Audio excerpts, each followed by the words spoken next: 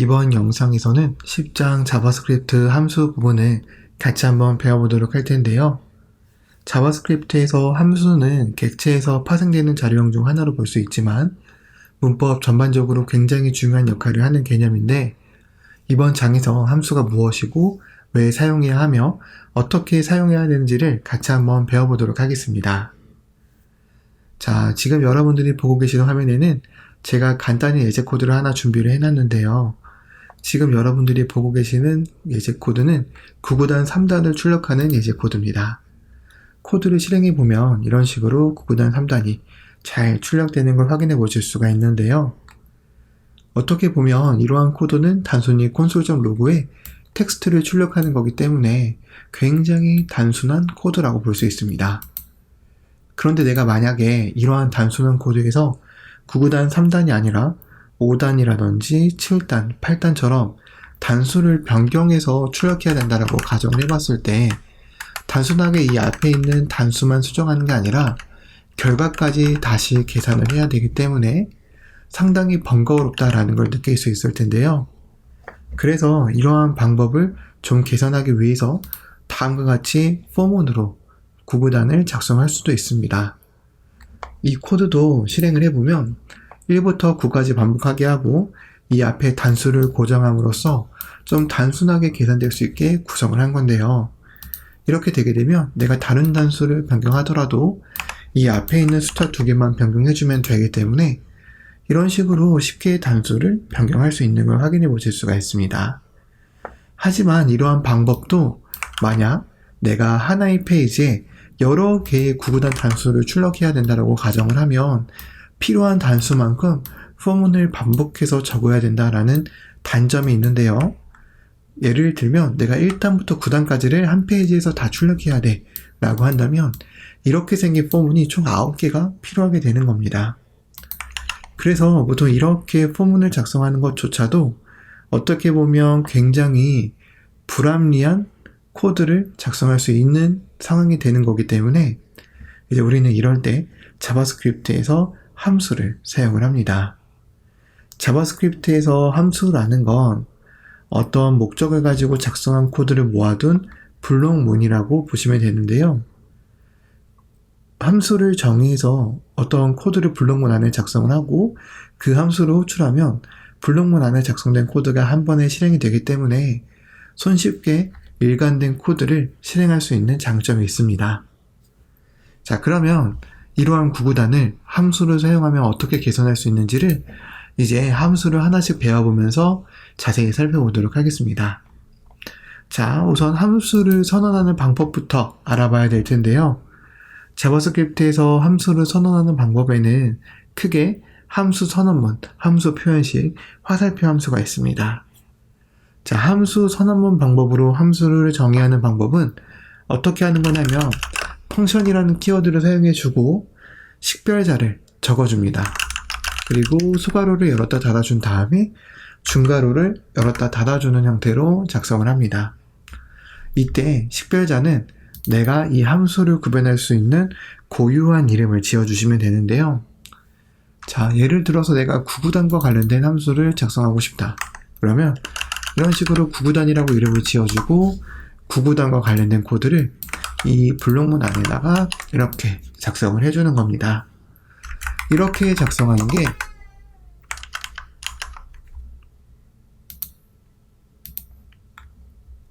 이렇게 작성하는 게 자바스크립트에서는 함수 선언문 방법으로 함수를 정의했다 라고 하는 건데요.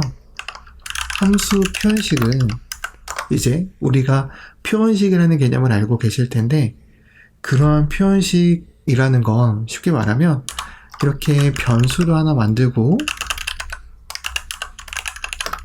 이렇게 함수를 정의하는 걸 말합니다. 그래서 보통 함수 표현식 같은 경우는 어떤 식으로 작성하냐면 함수를 이렇게 변수에 할당하는 형태로 사용을 해주면 됩니다. 이렇게 작성을 하게 되면 이러한 방법을 함수 표현식으로 함수를 선언했다라고 하고요. 마찬가지로 이 중괄호 안에다가 함수를 실행했을 때 실행할 코드를 이렇게 적어주게 되면 똑같이 위에서 선언한 함수와 같은 역할을 하는 함수가 만들어지게 되는 겁니다. 이때 함수 표현식 같은 경우는 펑션이라는 키워드 다음에 이름을 적어도 되고요. 지금처럼 안 적어도 되는데요. 함수 표현식에서만 이렇게 이름을 적었을 때는 네이밍 함수라고 별도로 구분해서 부르는 용어가 있고요. 이렇게 없을 때는 익명 함수라고 구분해서 부르는 용어가 있습니다. 이러한 점은 참고만 해서 기억해 두시면 될 것 같은데, 만약 함수 표현식으로 작성해야 되는 일이 있다라고 한다면 네이밍 함수 방법으로 작성하는 게 더 좋기 때문에 함수에 할당하는 이 변수의 이름과 똑같은 이름으로 이렇게 이름을 붙여주는 방법으로 작성을 하시면 되겠습니다. 자, 그리고 이제 또 다른 방법으로는 화살표 함수가 있어요. 화살표 함수는 ES6에서 새롭게 추가가 된 건데, 이 화살표 함수는 어떻게 하는 거냐면 소괄호를 열었다 닫고 화살표를 작성한 다음에 이 안에다가 실행할 코드를 적는 겁니다. 내가 구구단을 출력하고 싶다면 이런 식으로 작성할 수가 있겠죠. 다만 이 화살표 함수는 호출해서 사용하기 위해서는 함수 표현식처럼 변수에 할당을 해줘야 되는데요. 그래서 이런 식으로 함수를 변수에 할당하는 식으로 작성해야지만 화살표 함수로 정의한 함수를 호출할 수 있게 됩니다. 자, 그러면 이 각각의 함수 방법으로 선언된 방법들을 호출해 보도록 할게요. 우선 함수 선언문은 이 식별자 이름으로 이렇게 실행을 합니다. 코드를 실행해 보면 정상적으로 잘 실행이 되는 걸 확인해 보실 수가 있죠. 함수 표현식도 마찬가지로 변수 이름으로 이렇게 실행을 하면 됩니다. 코드를 실행해 보면 마찬가지로 이렇게 잘 실행되는 걸 확인해 보실 수가 있습니다. 화살표 함수도 이 변수 이름을 가지고 이렇게 호출해 주면 됩니다. 코드를 저장해 보면 얘도 마찬가지로 이렇게 잘 출력이 되는 걸 확인해 보실 수가 있습니다. 근데 이제 여러분들이 이 화살표 함수 말고 함수 표현식에서 주의해야 될 점은 뭐가 있냐면, 간혹 가다가 이 함수의 이름으로 호출을 하려고 하시는 분들이 있거든요.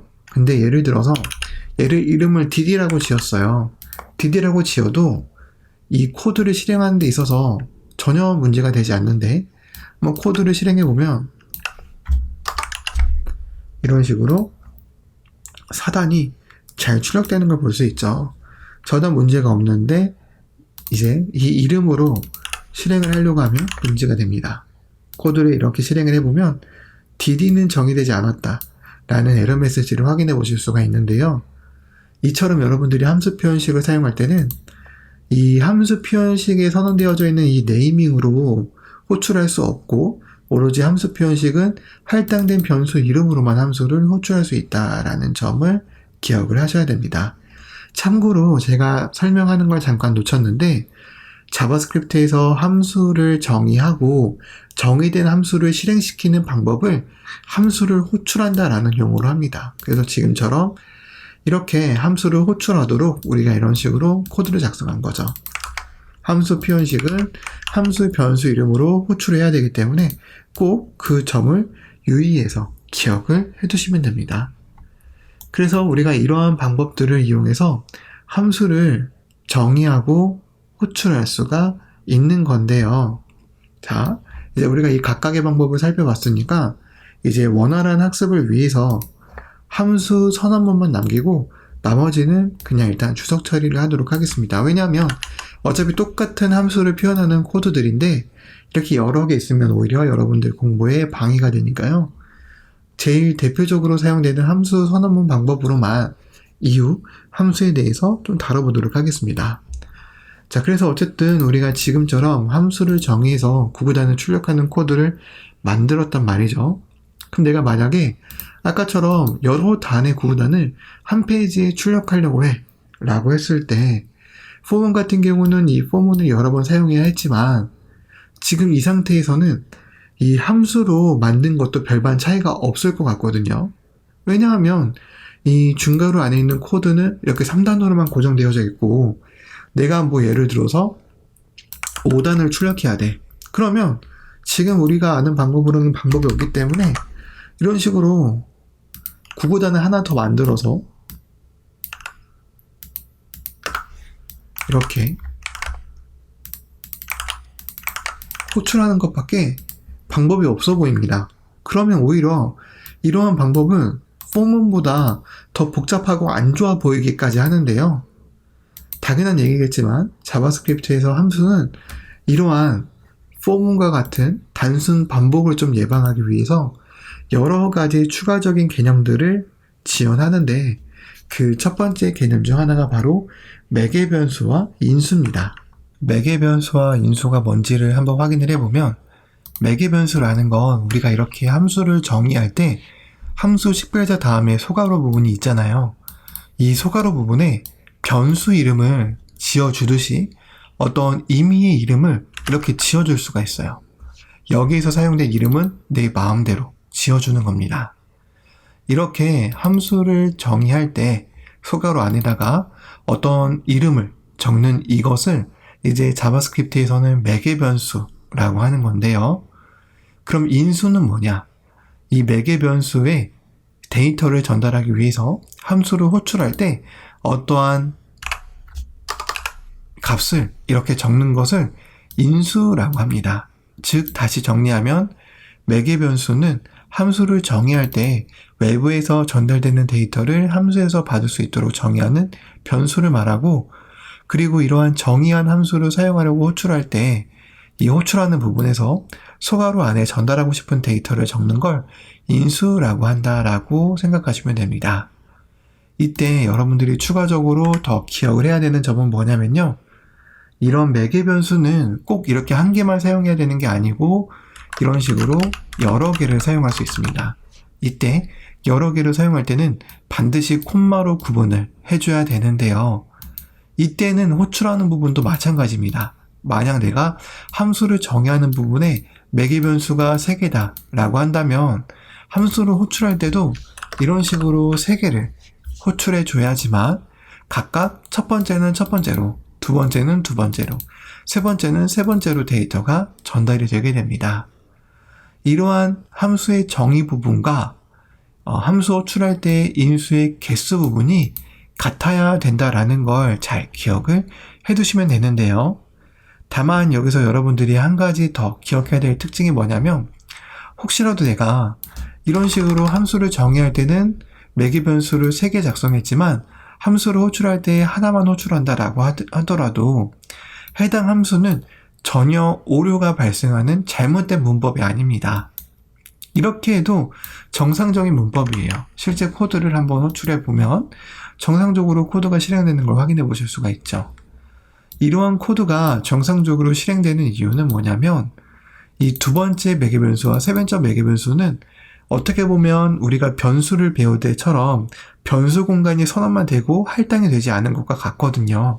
그래서 보통 이럴 때는 단 2에는 undefined, 단 3에는 undefined가 자동으로 들어가게 됩니다. 이 앞에 있는 단만 3이라는 게 들어가게 되겠죠.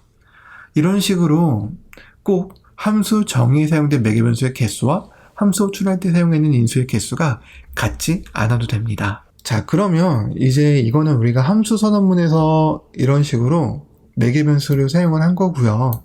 그러면 이렇게 매개 변수를 사용하면 어떻게 하면 될까요? 여기 안에 있는 코드를 이렇게 매개 변수로 치환을 해주는 겁니다. 그럼 내가 3단을 출력하고 싶으면 매개 변수의 그 인자로 3을 전달해주면 됩니다. 코드를 다시 저장하고 실행을 해보면 3단이 잘 출력되는 걸 볼 수 있고요. 내가 5단, 6단을 출력해야 된다라고 한다면 이런 식으로 6이라고 작성하고 실행하면 됩니다.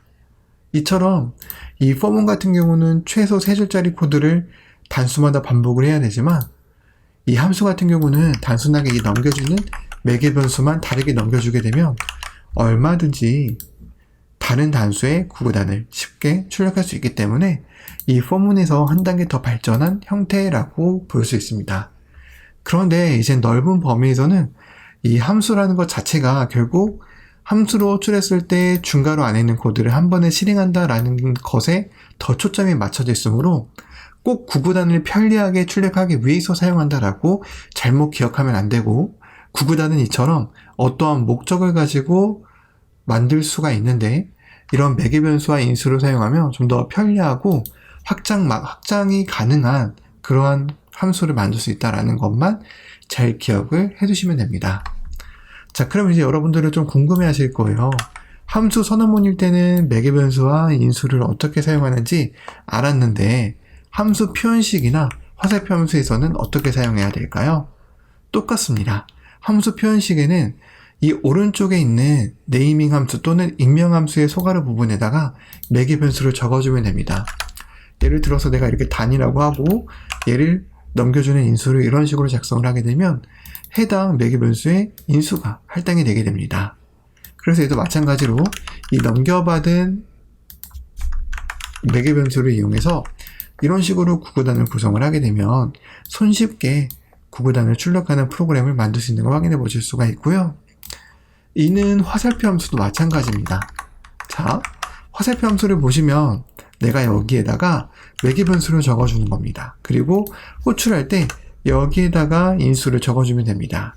그럼 마찬가지로 이 부분을 단으로 치환을 하면 얼마든지 내가 원하는 구구단을 출력할 수 있는 화살표 함수가 만들어지게 되는 건데요.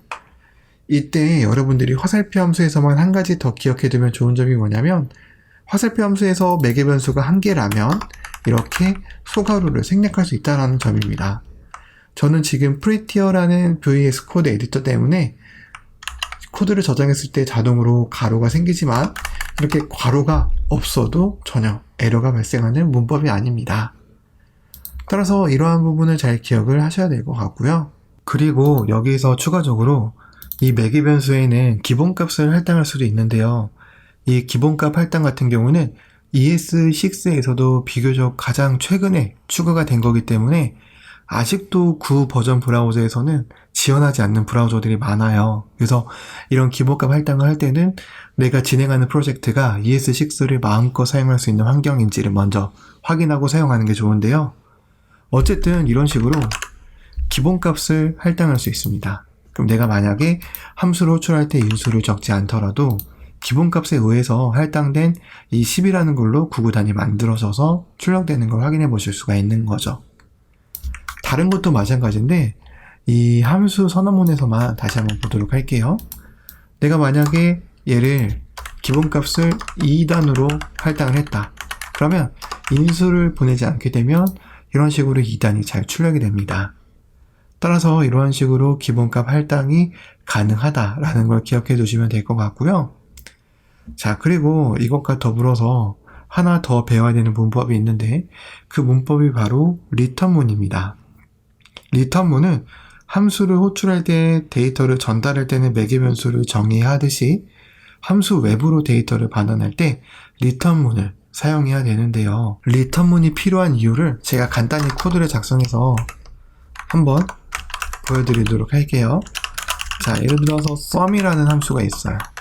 이 sum이라는 함수가 하는 일은 매개 변수를 2개 전달받아서 이 2개를 더하는 겁니다. 그리고 이 더한 거를 출력하는 거예요. 이게 sum이라는 함수의 역할이에요. 그래서 제가 이렇게 10, 20을 전달을 했다. 그럼 코드를 저장하면 30이 출력이 되겠죠.